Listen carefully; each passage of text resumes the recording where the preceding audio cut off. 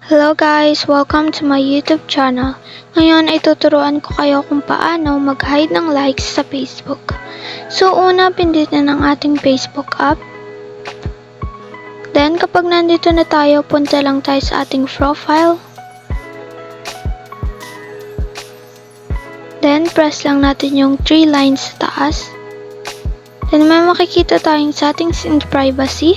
Pindutin lang natin yon. And pindutin natin yung settings.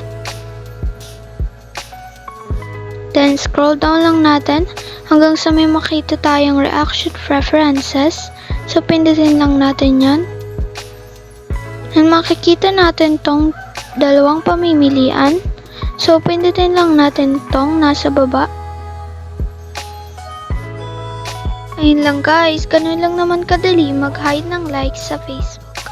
Thanks for watching. Subscribe me for more videos like this.